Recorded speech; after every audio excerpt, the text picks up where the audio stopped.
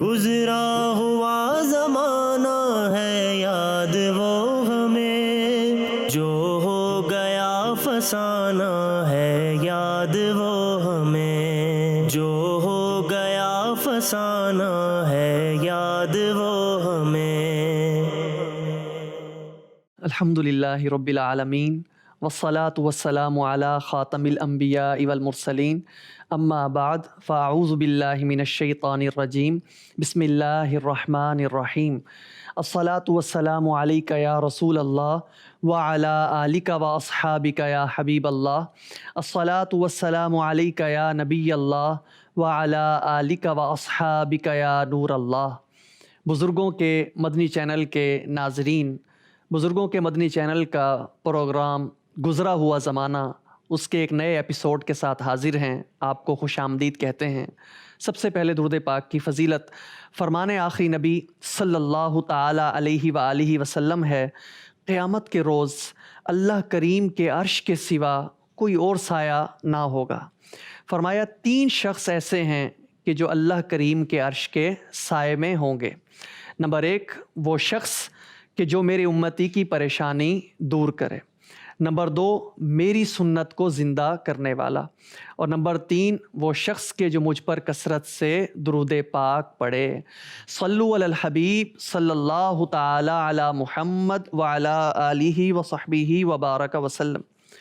بزرگوں کے مدنی چینل کے ناظرین، رشتہ داروں کے ساتھ تعلق جوڑنا، ان کے ساتھ حسن سلوک کرنا، ان کے ساتھ تعلقات قائم کرنا، یہ صلہ رحمی کہلاتا ہے۔ اور اس کے برعکس رشتہ داروں کے ساتھ تعلقات اچھے نہ رکھنا، ان کے ساتھ بدسلوکی سے پیش آنا، یہ قطع رحمی کہلاتا ہے۔ ہر رشتے کی اپنی ایک اہمیت ہوتی ہے، اور اگر وہ نہ ہو تو زندگی میں کمی کا احساس باقی رہتا ہے۔ مگر آج کے اس مادیت کے دور کے اندر ہم دیکھتے ہیں کہ لوگ رشتوں کی بجائے مال و دولت کو زیادہ اہمیت دیتے ہیں۔ جہاں پر بات آتی ہے اپنی انا کی، یا اپنی ترجیحات کی، یا اپنے سٹیٹس کی، تو وہاں پر رشتہ داروں کی جگہ اپنی انا کو عزیز سمجھا جاتا ہے۔ ہمارے آج کے پروگرام کا موضوع بھی یہی ہے کہ رشتہ داری اور آج کی مادی دنیا۔ بزرگوں کے مدنی چینل کے ناظرین، اس موضوع پر گفتگو کرنے کے لیے ہمارے ساتھ گیسٹ بھی موجود ہیں۔ مبلغ دعوت اسلامی حافظ محمد ریحان عطاری ہمارے ساتھ تشریف فرما ہیں، اور آپ کے ساتھ ڈاکٹر حافظ محمد ارشد حبیب عطاری تشریف فرما ہیں۔ آپ دونوں گیسٹ کو میں پروگرام میں خوش آمدید کہتا ہوں۔ جزاک اللہ۔ مدنی چینل کے ناظرین، اپنی گفتگو کو آگے بڑھاتے ہیں۔ یقیناً اسلام ایک بہترین دین ہے۔ وہ جس طریقے سے باقی زندگی کے پہلوؤں پر بھی روشنی ڈالتا ہے، ہمیں درس ہدایت عطا فرماتا ہے، اسی طریقے سے رشتہ داری کے موضوع پر بھی اسلام نے ہماری کامل رہنمائی فرمائی ہے۔ میں ڈاکٹر صاحب سے عرض کروں گا، ڈاکٹر صاحب قرآن پاک سے ہمیں کچھ ایسے فرمودات بیان فرمائیں کہ جن میں رشتہ داری نبھانے کی اہمیت کا ذکر کیا گیا ہو، تاکہ ہم اپنی زندگی کے اندر رشتہ داروں کے ساتھ حسن سلوک کر کے اپنی دنیا اور آخرت کو بہتر بنا سکیں۔ قرآن مجید میں اللہ رب العزت نے صلہ رحمی کے بارے میں ارشاد فرمایا، اور جہاں تک تعلق ہے قطع رحمی کا، اس کی مذمت بیان کی گئی۔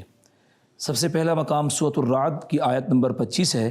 اللہ رب العزت ارشاد فرماتا ہے والذین ینقضون عہد اللہ من بعد میثاقہ، اور وہ جو اللہ کا عہد اسے پختہ کرنے کے بعد توڑ دیتے ہیں، وَيَقْطَعُونَ مَا أَمَرَ اللَّهُ بِهِ أَن يُوصَلَ، اور جسے جوڑنے کا اللہ نے حکم فرمایا ہے اسے کاٹتے ہیں، وَيُفْسِدُونَ فِي الْأَرْضِ، اور زمین میں فساد پھیلاتے ہیں، أُولَئِكَ لَهُمُ اللَّعْنَةُ وَلَهُمْ سُوءُ الدَّارِ، ان کے لیے لعنت ہی ہے اور ان کے لیے برا گھر ہے۔ یہ سورۃ الرعد کی آیت نمبر 25 ہے۔ اس میں سب سے پہلے عہد شکنی کرنے والوں کی مذمت بیان کی گئی، اور دوسری بات ارشاد فرمائی گئی کہ وہ لوگ اللہ تبارک و تعالیٰ نے جن رشتوں کے جوڑنے کا حکم دیا وہ اسے کاٹتے ہیں، اور فرمایا کہ زمین میں فساد پھیلانے والے ہیں، ان سب کے بارے میں ارشاد فرمایا کہ ان کے لیے لعنت ہے اور ان کے لیے برا گھر ہے۔ ہمارا سلسلہ ہے گزرا ہوا زمانہ، اور ہمارا جو آج کا ٹاپک ہے وہ رشتہ داری کی اہمیت کے حوالے سے گزرے ہوئے زمانے میں ہمارے اسلاف میں رشتہ داری کی کیا امپورٹنس تھی۔ آئیے سنیے اللہ رب العزت قرآن مجید میں کیا ارشاد فرماتا ہے، اس کی اہمیت کس قدر ہے۔ سورۃ النساء کی پہلی آیت کا اہم حصہ ہے. فرمایا واتقوا اللہ الذی تساءلون بہ والارحام، اور اللہ سے ڈرو جس کے نام پر مانگتے ہو اور رشتوں کا لحاظ رکھو. قرآن مجید کی واضح آیت ہے جس میں رشتہ داری کا لحاظ رکھنے کا اللہ تبارک و تعالیٰ خود حکم فرما رہا ہے. اور اس آیت کی تفسیر میں صاحب تفسیر مظہری فرماتے ہیں یعنی تم قطع رحمی یعنی رشتہ داری سے تعلق توڑنے سے بچو. اس آیت میں فرمایا گیا قطع رحمی سے بچو. اسی طرح سورۃ الروم کی آیت نمبر 38 میں اللہ رب العزت ارشاد فرماتا ہے فآت ذی القربى حقہ والمسکین وابن السبیل، تو رشتہ دار کو اس کا حق دو اور مسکین اور مسافر کو. ذالک خیر للذین یریدون وجہ اللہ، یہ بہتر ہے ان کے لیے جو اللہ کی رضا چاہتے ہیں. وَأُولَئِكَ هُمُ الْمُفْلِحُونَ، اور یہی لوگ کامیاب ہیں. تو یہاں پر اللہ رب العزت نے ارشاد فرمایا کہ رشتہ دار کو اس کا جو حق بنتا ہے وہ حق دو. اس آیت کے تحت صراط الجنان میں مفتی محمد قاسم عطاری دامت برکاتہ العالیہ لکھتے ہیں کہ رشتہ داروں سے حسن سلوک اللہ کی رضا کے لیے جو کرے وہی ثواب کا مستحق ہوگا. یعنی رضائے الہی پیش نظر ہو، کوئی ذاتی غرض نہ ہو کہ وہ مالدار ہے وہ مجھ سے خوش ہو جائے گا، کوئی بینیفٹس مجھے مل جائیں گے، نہیں، وہ کیا ہو اللہ تعالیٰ کی رضا ہو. اسی طرح آپ دیکھیے جہاں قرآن مجید میں والدین کے ساتھ حسن سلوک کا حکم دیا گیا، ساتھ ہی متصل رشتہ داروں کے ساتھ بھی اچھا سلوک کرنے کا حکم فرمایا گیا. سورۃ البقرہ کی آیت نمبر 83 میں اللہ رب العزت نے ارشاد فرمایا وَبِالْوَالِدَيْنِ إِحْسَانًا وَذِي الْقُرْبَى، اور ماں باپ کے ساتھ بھلائی کرو اور رشتہ داروں کے ساتھ. مفسر شہیر حکیم الامت مفتی احمد یار خان نعیمی رحمۃ اللہ تعالی علیہ اس کے تحت لکھتے ہیں کہ قربہ کا معنی کیا ہے؟ قربہ بمعنی قرابت ہے، یعنی اپنے اہل قرابت کے ساتھ احسان کرو. چونکہ ماں باپ کا بڑا رتبہ ہے، بڑی شان ہے، بڑا مقام ہے، تو ماں باپ کے ساتھ حسن سلوک کرنے کے بعد متصل رشتہ داروں کے ساتھ حسن سلوک کرنے کا حکم دیا گیا کہ سب سے پہلا رتبہ والدین کا ہے اور اس کے بعد رشتہ داروں کا ہے، چونکہ ان کے ساتھ بھی تعلق والدین کی وجہ سے ہے، اس لیے فرمایا گیا کہ ان کے ساتھ حسن سلوک کیا جائے اور قطع رحمی سے بچا جائے. مدنی چینل کے ناظرین، دیکھا آپ نے کہ کلام اللہ کے اندر بھی رشتہ داروں کے ساتھ حسن سلوک کا حکم عطا فرمایا گیا ہے، اور مفسرین نے بھی ارشاد فرمایا ہے کہ یہ ثواب اور یہ نعمتیں اور یہ فضیلتیں تب حاصل ہوں گی جب خالص اللہ کی رضا کے لیے رشتہ داروں کے ساتھ حسن سلوک کیا جائے. حافظ صاحب، قرآن پاک سے تو ہم نے درس حاصل کیا ہے، یقیناً احادیث مبارکہ میں بھی نبی پاک صلی اللہ تعالیٰ علیہ وآلہ وسلم نے رشتہ داروں کے ساتھ حسن سلوک کرنے کے حوالے سے فرامین ارشاد فرمائے ہوں گے، کچھ اس پر روشنی ڈالیے. بسم اللہ الرحمن الرحیم. جی بالکل، جیسا کہ قرآنی آیات قبلہ ڈاکٹر ارشد حبیب صاحب نے بیان فرمائیں، اسی طرح احادیث مبارکہ میں بھی رشتوں کی اہمیت کو بیان کیا گیا ہے، ان رشتوں کو برقرار رکھنے کو بیان کیا گیا ہے. میں آپ کو ایک حدیث شریف سناتا ہوں جس کی راویہ حضرت سیدتنا عائشہ الصدیقہ رضی اللہ تعالی عنہا ہیں. آپ فرماتی ہیں کہ اللہ کے پیارے محبوب صلی اللہ تعالی علیہ وسلم نے ارشاد فرمایا، رشتہ داری عرش کے ساتھ لٹکتی ہوئی کہتی ہے جو میرے ساتھ تعلق جوڑے گا اللہ بھی اس سے تعلق جوڑے گا. سبحان اللہ، سبحان اللہ، کیا بات. اور جو میرے ساتھ تعلق توڑے گا اللہ تعالیٰ بھی اس سے تعلق توڑے گا. اللہ اکبر. اس حدیث میں آپ دیکھیں کہ رشتہ داری کی اہمیت کس قدر واضح ہے. واضح. بندوں کا تعلق سے اللہ تعالیٰ کا تعلق بھی جڑا ہوا ہے، یعنی کہ اگر آپ بندوں سے تعلق رکھتے ہیں تو اللہ پاک بھی آپ سے تعلق رکھے گا. ایک اور حدیث شریف سنانے کی سعادت حاصل کرتا ہوں. حضرت عبد الرحمن بن عوف رضی اللہ تعالیٰ عنہ، عشرہ مبشرہ، کتنے پیارے صحابی رسول ہیں. آپ فرماتے ہیں کہ میں نے رسول پاک صلی اللہ تعالیٰ علیہ وسلم کو فرماتے ہوئے سنا کہ اللہ فرماتا ہے، یہ حدیث قدسی ہے، میں رحمان ہوں، میں نے رشتہ داری کو پیدا کیا، اللہ سبحان، اور اسے اپنے نام کا ایک حصہ عطا فرمایا. رحمان میں را ہا میم، جی تو فرمایا کہ میں نے اپنے نام میں سے اسے ایک حصہ عطا فرمایا، لہذا جو اس کے ساتھ تعلق جوڑے گا میں اس سے تعلق جوڑوں گا، جو اس کے ساتھ تعلق توڑے گا میں رب اس سے تعلق توڑوں گا۔ اللہ اللہ، کتنی اہمیت اس حدیث پاک سے واضح ہو رہی ہے کہ رشتوں کے درمیان تعلق قائم رکھنا کتنا اہم ہے۔ کتنا اہم ہے، صحیح فرما رہے ہیں بالکل۔ حافظ صاحب نے حدیث سنائی، اسی موضوع سے ہی متعلق امام احمد بن حنبل روایت فرماتے ہیں، سیدنا ابو ہریرہ رضی اللہ تعالیٰ عنہ اس کے راوی ہیں، فرماتے ہیں کہ میں نے پیارے آقا صلی اللہ علیہ وسلم کو فرماتے ہوئے سنا کہ بے شک رشتہ داری رحمان کی طرف سے ایک خمدار ٹہنی ہے، وہ عرض کرتی ہے یا رب مجھے کاٹ دیا گیا، یا رب میرے ساتھ برا سلوک کیا گیا، یا رب مجھ پر ظلم کیا گیا، یا رب یا رب۔ اللہ تبارک و تعالیٰ کی طرف سے جواب ملتا ہے، اللہ رب العزت ارشاد فرماتا ہے کیا تو اس بات پر راضی نہیں کہ میں تیرے ساتھ تعلق جوڑنے والے سے اپنا تعلق جوڑ لوں، سبحان اللہ، اور تیرے ساتھ تعلق توڑنے والے سے اپنا تعلق توڑ لوں۔ اللہ، اللہ اکبر۔ کتنی بڑی بات ہے، بہت بڑی بات۔ یعنی جو صلہ رحمی کرنے والا ہے اس کا تعلق اپنے رب سے مضبوط ہوتا ہے، اس کا تعلق اپنے رب سے جڑ گیا، اور جو معاذ اللہ جو رشتہ داروں کے ساتھ برا سلوک کرتا ہے، تعلقات ختم کرتا ہے، تو کتنی بڑی وعید ہے۔ بالکل ڈاکٹر صاحب، یہی ہمارے آج کا موضوع بھی ہے کہ رشتہ داری اور آج کی مادی دنیا۔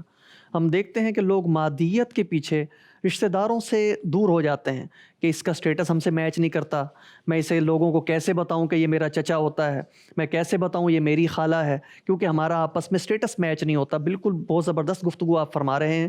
بزرگوں کے مدنی چینل کے ناظرین، رشتہ داری جوڑنے اور توڑنے کے حوالے سے احادیث مبارکہ بیان کی جا رہی ہیں۔ میں بالخصوص یہاں بزرگوں کی توجہ چاہوں گا کہ بزرگ حضرات کافی حد تک اس کے اندر اپنا کردار ادا کر سکتے ہیں۔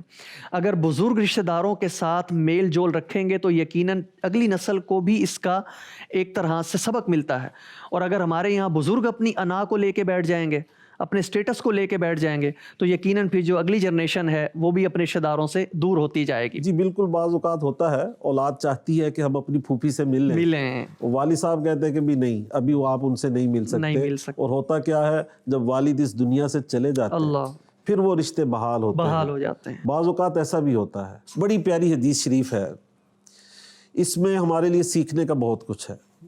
پیارے آقا کریم صلی اللہ علیہ وسلم ایک مرتبہ منبر اقدس پر جلوہ افروز ہے۔ سبحان۔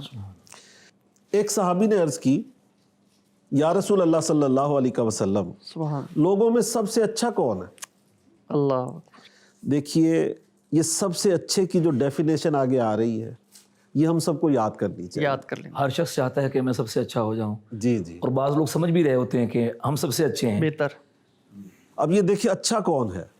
نبی پاک صلی اللہ علیہ وسلم نے فرمایا لوگوں میں سے وہ شخص سب سے اچھا ہے جو کثرت سے قرآن کریم کی تلاوت کرے۔ سبحان اللہ، سبحان اللہ، سبحان اللہ۔ یہ بھی آج کل مفقود ہوتا جا رہا ہے۔ بالکل، آج کل ہم موبائل کے اندر زیادہ مشغول ہو گئے ہیں اور تلاوت قرآن سے دور ہوتے جا رہے ہیں۔ تو فرمایا لوگوں میں سے وہ شخص سب سے اچھا ہے جو کثرت سے قرآن کریم کی تلاوت کرے، زیادہ متقی ہو، سب سے زیادہ نیکی کا حکم کرے اور برائی سے منع کرے، اور سب سے زیادہ صلہ رحمی کرنے والا ہو۔ اللہ اکبر، سبحان اللہ۔ سب سے زیادہ رشتوں کو نبھانے والا، اپنے رشتہ داروں سے، خاص طور پہ جو رحم کے رشتے ہیں ان سے وہ حسن سلوک کرنے والا ہو۔ سبحان اللہ۔ آج کل صلہ رحمی میں آپ دیکھیں والدین سب سے پہلے، پھر اس کے بعد بہن بھائی ہیں، پھر اس کے بعد دیگر رشتہ دار ہیں۔ تو بعض اوقات ہم دیکھتے ہیں اپنے معاشرے میں والدین کو بھی اہمیت نہیں دی جا رہی ہوتی۔ یہ المیہ ہے حافظ صاحب، آج کے میں دور کا۔ ایک دفعہ مبلغ دعوت اسلامی ذمہ دار تھے اپنے، وہ ہمیں لے گئے کہیں پر جا کر دعا کرنی تھی اور ملاقات کرنی تھی۔ ہم جب کوٹھی میں داخل ہوئے تو کوٹھی کے دروازے کے پاس ہی ایک جھونپڑی سی بنی ہوئی تھی۔ خیر ہم اندر چلے گئے، اندر جا کے بیٹھے، دعا سلام ہوئی، دعا ہوئی، جو بھی معاملہ تھا۔ جب ہم واپس آئے تو وہ جو صاحب بزرگ بیٹھے ہوئے تھے کوٹھڑی کے اندر، ان سے پوچھا کہ حضرت آپ یہاں پر کیسے بیٹھے ہیں؟ گارڈ ہیں، سیکیورٹی گارڈ ہیں، مالی ہیں، کیا ہیں؟ تو وہ رو کر کہنے لگے کہ اس کوٹھی کے مالک کا باپ ہوں۔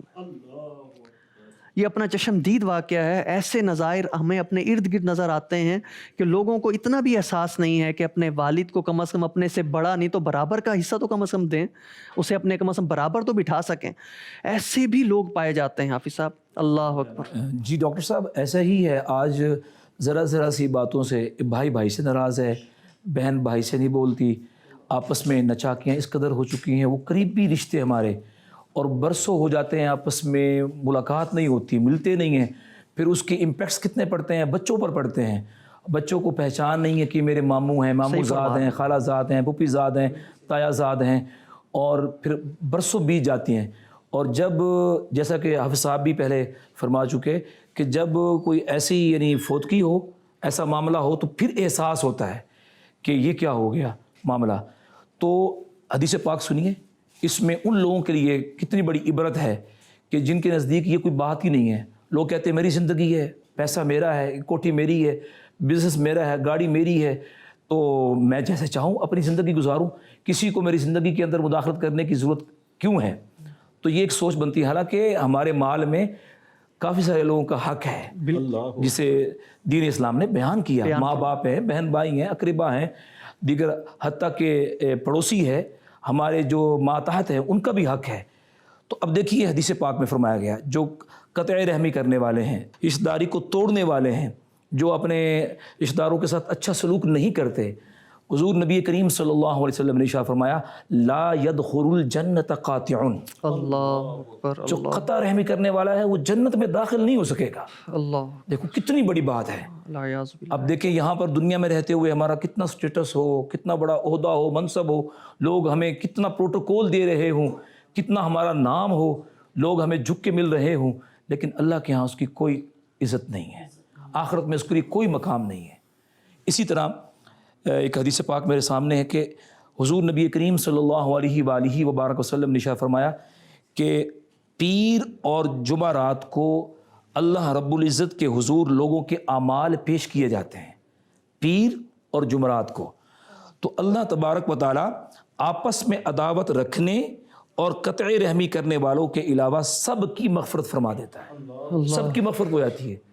دو لوگ ہیں, ایک آپس میں عداوت رکھنے والے, اور دوسرا فرمایا کہ قطع رحمی کرنے والے وہ اس سے محروم رہ جاتے ہیں. شب برات کے حوالے سے بھی تو یہ بالکل ایسے ہے کہ سب کی مغفرت کر دی جاتی ہے سوائے چند لوگوں کے, جن میں سے ایک وہ ہے جو کہ اپنی رشتہ داری کو توڑتا ہے. سیدنا عامش رحمۃ اللہ تعالی علیہ راوی ہیں حافظ صاحب, فرماتے ہیں کہ حضرت عبداللہ ابن مسعود رضی اللہ تعالیٰ عنہ تشریف فرما تھے فجر کے وقت اپنی مجلس میں.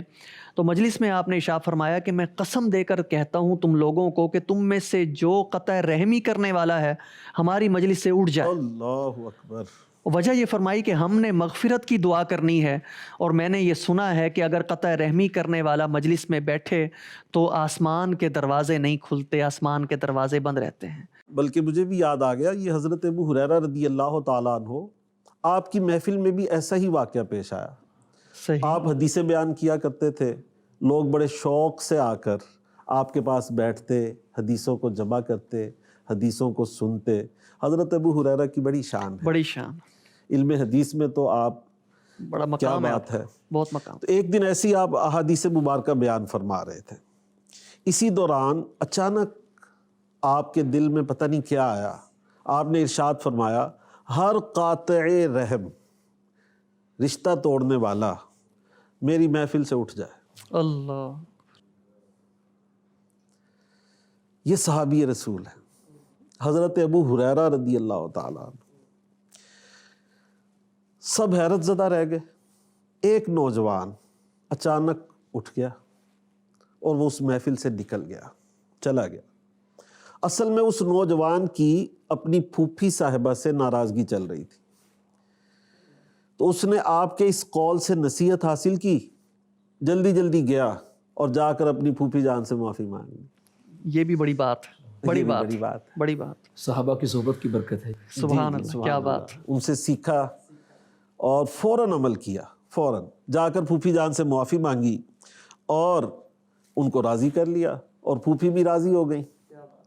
اب وہ پھوپھی صاحبہ پوچھتی ہیں کہ بیٹا یہ اچانک سے تمہارے اندر تبدیلی کیسے آ گئی, تم رشتہ نبھانے کیسے آ گئے اور دوستی کرنے واپس کیسے آ گئے، صلح کرنے واپس کیسے آ گئے؟ تو آپ نے وہ سارا واقعہ عرض کیا کہ میں ابھی حضرت ابو ہریرہ کی محفل میں بیٹھا ہوا تھا، آپ کے ارشاد پر میں وہاں سے اٹھا ہوں اور آپ سے صلح کرنے کے لیے حاضر ہو گیا ہوں۔ تو ان کی پھوپھی جان فرمانے لگی کہ جا کر حضرت ابو ہریرہ سے پوچھو تو صحیح انہوں نے ایسا کیوں فرمایا اچانک سے محفل کے اندر۔ تو وہ نوجوان واپس گیا، حضرت ابو ہریرہ رضی اللہ تعالیٰ عنہ کی محفل میں حاضر ہو گیا اور جا کر عرض کرتا ہے، اے ابو ہریرہ مجھے وجہ بھی بتائیں کہ آپ نے آج یہ کلمات کیوں ارشاد فرمائے؟ میں اپنی پھوپھی جان سے صلح کر آیا ہوں اور میری پھوپھی جان بھی جاننا چاہتی ہیں، میں بھی جاننا چاہتا ہوں کہ کیا وجہ ہے کہ آج آپ نے اس محفل میں سے قاطع رحم کو اٹھا دیا۔ تو حضرت ابو ہریرہ رضی اللہ تعالیٰ عنہ نے پھر حدیث سنائی، نبی پاک صلی اللہ علیہ وسلم کا فرمان سنایا، ارشاد فرمایا، میرے آقا کریم صلی اللہ علیہ وسلم نے فرمایا ہے، جس قوم میں قاطع رحم یعنی رشتہ توڑنے والا بیٹھا ہوگا اس قوم پر اللہ کی رحمت نازل نہیں ہوتی۔ اللہ اکبر، اللہ اکبر، تو ہم تو اللہ کی رحمت کے نزول کے لیے بیٹھے تھے، اللہ، اس لیے میں نے یہ اعلان فرمایا۔ اللہ اکبر۔ تو آپ دیکھیں صحابہ کرام کے اندر بھی کیسا جذبہ تھا کہ وہ لوگوں کی اصلاح یوں بیٹھے بیٹھے فرما دیا کرتے۔ اس روایت سے جو میں سمجھا ہوں دو باتیں سمجھ میں آتی ہیں، ایک تو یہ کہ اگر کوشش کی جائے تو ناراضی ختم بھی ہو سکتی ہے، بالکل ہو سکتی، اللہ پاک دلوں میں محبت پیدا بھی فرما سکتا پیدا ہے۔ کر دیں۔ اور دوسری ایک چیز میں آپ سے پوچھنا چاہوں گا، کیونکہ ہمارا یہ جو پروگرام ہے یہ بزرگوں کے مدنی چینل پر چل رہا ہے، بزرگ بھی کیا خود جا کے معافی مانگ سکتے ہیں، صلح کر سکتے ہیں، یا انتظار میں رہیں کہ چھوٹا جب آئے گا تب دیکھوں گا؟ جی بالکل، بزرگوں کے لیے اس میں کوئی ہچکچاہٹ نہیں ہونی چاہیے۔ دیکھیں کوئی بھی نیکی ہو بالکل، اس کو کرنے میں جلدی کرنی چاہیے۔ یہ تو ایسی نیکی ہے اللہ، جس کا صلہ یہ ہے کہ اللہ تم سے تعلق جوڑے گا۔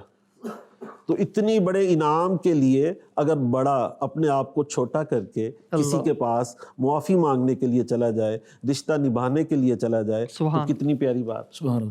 ڈاکٹر صاحب اس میں تو یہ ہے کہ وہ اگر ایسا عمل کرتا ہے تو جو باقی اس کے چھوٹے ہیں ان پر تو اچھا اثر پڑے گا، بالکل، ان کی تربیت ہوگی کہ بڑے ہو کر یہ معافی مانگ رہے ہیں، بڑے ہو کر یہ معذرت کر رہے ہیں، تو میں تو چھوٹا ہوں، مجھے تو زیادہ اس کا خیال کرنا چاہیے۔ ابھی حضرات صحابہ کرام کے رشتہ داروں کے ساتھ تعلق جوڑنے کے حوالے سے بات ہوئی اور بڑی پیاری احادیث ہم نے سنی ہے۔ ایک حدیث میں بھی سنانا چاہوں گا۔ بالکل، حضرت ابو طلحہ انصاری رضی اللہ تعالیٰ عنہ بڑے مالدار صحابی ہیں۔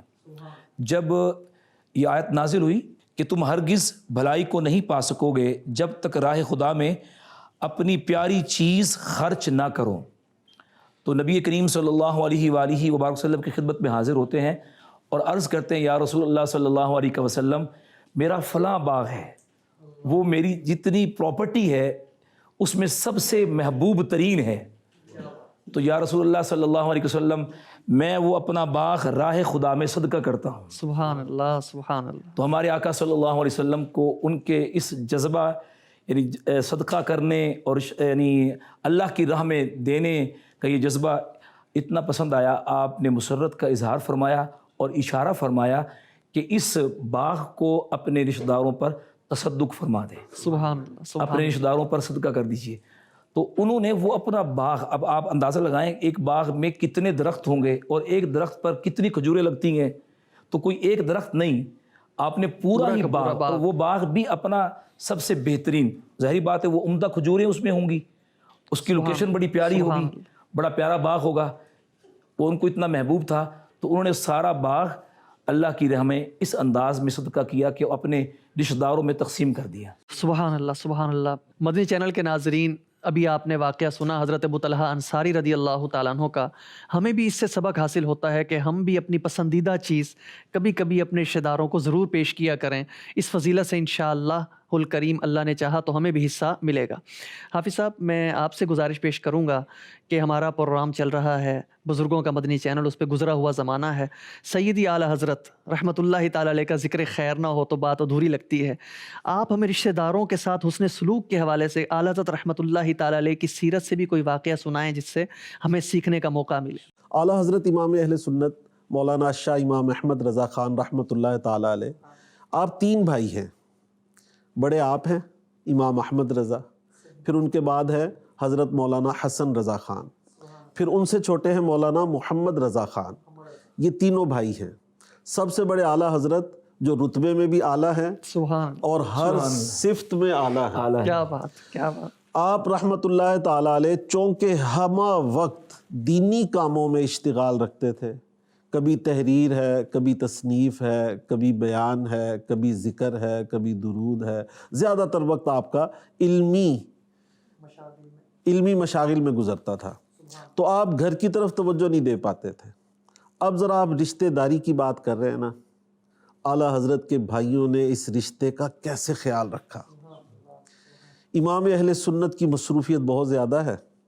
حسن رضا آپ کے سارے دنیاوی کاموں کی دیکھ بھال کرتے، زمینوں کی دیکھ بھال کرتے، جو کچھ وہاں سے آتا وہ لا کر گھر میں خرچ کے لیے اپنی بھاوج صاحبہ کو پیش کیا کرتے. امام اہل سنت کے علم میں بھی نہیں ہوتا تھا کہ کہاں سے کیا آ رہا ہے اور کہاں پر خرچ ہو رہا ہے. ایک دن مولانا حسن رضا جو کہ چھوٹے ہیں اعلیٰ حضرت سے، آپ کی بارگاہ میں حاضر ہوتے ہیں اور عرض کرتے ہیں آپ کے سمدھی احمد اللہ خان صاحب آپ کی دونوں بیٹیوں کے لیے شادی کی تاریخ پوچھنا چاہتے ہیں.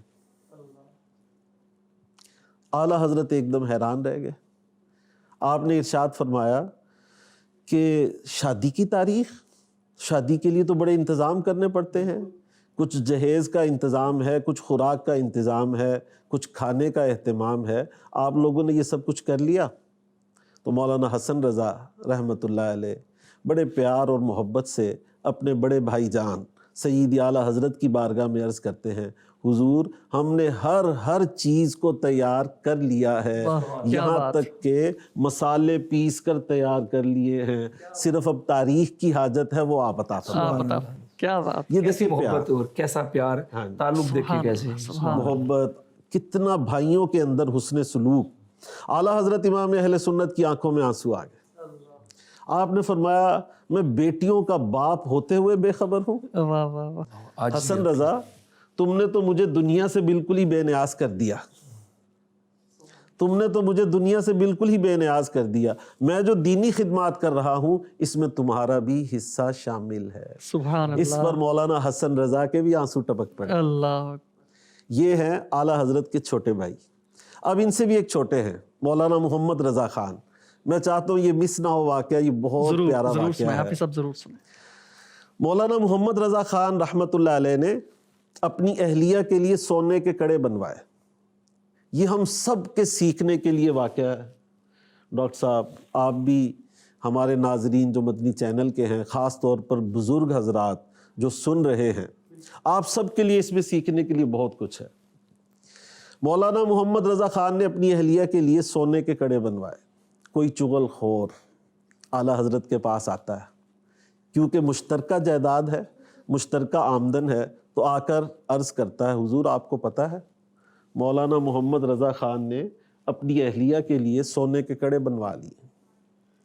تو آپ نے فرمایا مجھے تو بڑی خوشی ہوئی. کیا بات. اگر انہوں نے اپنے مال سے بنوائے ہیں تو مجھے بڑی خوشی ہے، اللہ نے میرے بھائی کو اتنا مال دیا ہے کہ انہوں نے اس کے سونے کے کڑے بنوا لیے. اور اگر انہوں نے میرے مال میں سے بنوائے ہیں تب بھی مجھے بڑی خوشی ہے کہ میرے بھائی نے میرے مال کو اپنا ہی مال سمجھا. کیا بات کیا بات. یہ ہے حسن سلوک اور آپس کی محبت ہے. یہ ہے اعلیٰ حضرت اور یہ خانوادہ اعلیٰ حضرت. سبحان اس سے ایک بات یہ بھی سامنے آئی کہ اگر کوئی رشتہ دار ہے وہ مالی لحاظ سے سٹرونگ ہے، اس کو دیکھ کر خوش ہونا چاہیے. خوش ہونا چاہیے. سبحان اللہ سبحان اللہ. دیکھا مدنی چینل کے ناظرین کتنے پیارے ہمیں سیکھنے کے لیے مدنی پھول مل رہے ہیں. آخری بات میں عرض کرنا چاہوں گا، آج ہمارے معاشرے میں یہ سوچا جاتا ہے کہ ہم ان کے ساتھ رشتہ رکھیں گے کہ جو ہمارے ساتھ رکھنا چاہتے ہیں. جن کے گھر سے قربانی کا گوشت آئے گا ہم بھی وہیں بھیجیں گے. جن کے گھر سے ہمیں کہیں دعوت کا پیغام آئے گا ہم بھی وہیں دعوت کا پیغام بھیجیں گے. اس حوالے سے مفتی امجد علی اعظمی رحمۃ اللہ تعالیٰ علیہ نے بڑی خوبصورت بات فرمائی ہے بہار شریعت میں. آپ ارشاد فرماتے ہیں صلہ رحمی اس کا نام نہیں کہ وہ رشتہ دار سلوک کرے تو یہ بھی سلوک کرے، وہ رشتہ دار کوئی تحفہ دے تو یہ بھی تحفہ دے. فرماتے ہیں یہ تو ادلا بدلی ہو گئی. فرماتے ہیں حقیقتاً صلہ رحمی یہ ہے کہ وہ کاٹے اور تم اس کے ساتھ جوڑو۔ حقیقتاً صلہ رحمی یہ ہے کہ وہ تم سے جدا ہونا چاہے، تم رشتہ داری کے تعلق سے حقوق کی مراعات کرو۔ سبحان اللہ۔ یہ حقیقی رشتہ داری ہے، یہی صلہ رحمی ہے، ورنہ تو ادلا بدلی ہو جائے گی، وہاں سے بھی آیا اور آپ نے بھی پیش کر دیا، جہاں سے نہیں آیا تو آپ نے وہاں سے کٹ کر دیا۔ تو بزرگوں کے مدنی چینل کے ناظرین، رشتہ داری کی اہمیت پر ہم نے قرآن و سنت سے واقعات بھی سنے ہیں، اپنے بزرگوں کا انداز بھی دیکھا ہے۔ ہمیں بھی چاہیے کہ ہم اپنے رشتہ داروں کے ساتھ حسن سلوک سے پیش آئیں۔ اگر ہم اپنے رشتہ داروں کے ساتھ حسن سلوک کریں گے، اللہ کی رحمت سے ہماری دنیا بھی بھلی ہو جائے گی، اور آخرت میں بھی رب تعالیٰ نے چاہا تو انشاءاللہ الکریم جنت الفردوس میں اللہ کریم نبی پاک صلی اللہ تعالیٰ علیہ وآلہ وسلم کا پڑوس عطا فرمائے گا۔ آخر میں دعا ہے کہ رب کریم ہمیں صلہ رحمی کی توفیق عطا فرمائے اور قطع رحمی سے ہمیں محفوظ فرمائے۔ آمین بجاہ نبی الامین صلی اللہ تعالیٰ علیہ وآلہ وسلم۔ صلو علی الحبیب صلی اللہ تعالیٰ علی محمد وعلی آلہ وصحبہ وبارک وسلم۔ گزرا ہوا زمانہ ہے یاد وہ ہمیں، جو ہو گیا فسانہ ہے یاد وہ ہمیں، جو ہو گیا فسانہ ہے یاد وہ ہمیں۔